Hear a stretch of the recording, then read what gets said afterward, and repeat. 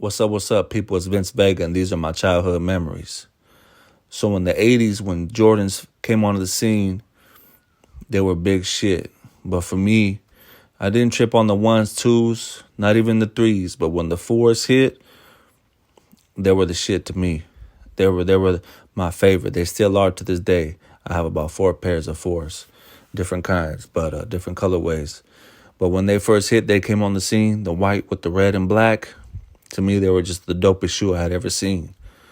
They had commercials that were coming out with MJ and Spike Lee, and they just looked so dope. And I wasn't even a Jordan fan, but the shoes was just like something else, man. So when the fours hit, I was like, fuck, I need those. I need those. Back in the day, in the 80s, there was a ton of different shoe brands, and they were all dope. Every shoe brand was on top. Of course, Nike was a big dog, but back then, I mean, you talking about Reeboks was dope. Adidas was definitely dope. Adidas was like the first hip hop shoe. We talking about shell toes and stuff. Adiadoras, Lottos. I mean, we're talking about Elise. We're going old school. This old school West Coast shit, though. BKs, even LA Gears, the LA Gear boots. But for me, when those Jordan 4s hit the scene, man, they really fucked me up. So I lived in San Francisco, and there was a store called Hard Puts and Adidas, something like that, in the Fillmore. And there was a dope-ass shoe store ahead of their time because they had all the shoes. I remember what really caught my eye was they had all the shoes wrapped up in plastic. The shoes that they were, showcasing, they were all wrapped in plastic like you see now. But this was in the 80s. I mean, they had the walls full of shoes, the windows were full of shoes, and they're all wrapped up like they do now.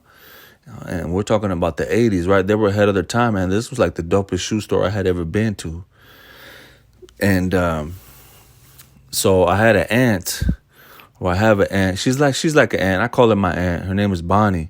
Real close family friend, real close friend to my mom. And she came up on a stolen credit card, and she would always look out for me and my mom and my sister. She would look out for us. We were all tight. We lived together for a while. She was family. She had 2 other brothers, Ben and Barry, and they're a part of another story I'll tell later on. But so my Aunt Bonnie came up on a stolen credit card, and she wanted to take me to Harputs and cop some Jordans, man. I don't remember what the conversation was like. I don't remember how we got there, whatever the case may be. I just know she told me, what shoes you want? And I grabbed them Jordan 4s, and they had my size, put the box on the counter, tried them on. I was in heaven. I couldn't believe it, man. I was like, damn, I'm going to get these Jordan 4s, man.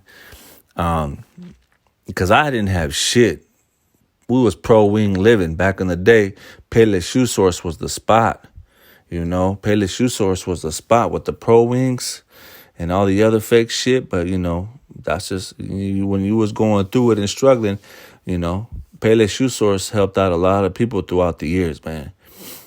A lot. Back in the 80s, it was way more common for people to shop at Payless Shoe Source. Yeah, it wasn't cool and it wasn't fly. It wasn't, whatever, but it was a lot more popular. And Payless Shoe Source helped out people get through some tough times, man. They really did. Shout out all my pro wing wearers, y'all know what it is. XJ900s and all that shit. But she took me to Harputs, snatched them Jordan 4s. She wanted to swipe that fucking credit card, and they denied that shit. They denied that shit. Them Jordan 4s stayed on the counter. I never got to take them home. And that was the last time I fucking came close to buying a pair of Jordans until I was a grown-ass man. I was so close, man, to getting my first pair of J's. And it just didn't happen. They weren't fucking with the credit card at that store at Harputs, man. Shout out Harputs, man. They're closed now, I believe, but they were ahead of the time. And they denied my aunt's stolen credit card. So she said, fuck it. We left. They told her to kick rocks. But I remember though what she did. I don't know if I could have swore it was after. This was after she bought us a Nintendo. She was able to order us a Nintendo and My Pet Monster toy. It was like an old school, came out in the 80s. It was a big stuffed animal. It was like a monster, like different colors, blue and red and purple and shit. And he had like plastic handcuffs on. And he could like, you could like break them and reattach them. And later on, I think it became a cartoon. But I didn't get no J's that day, but I ended up getting my first Nintendo and My Pet Monster toy. So it all worked out, Scamming before, it was real scamming and shit. But shout out my Aunt Bonnie. I love you wherever you at. And that's my story of almost getting my first pair of J's. Y'all be easy.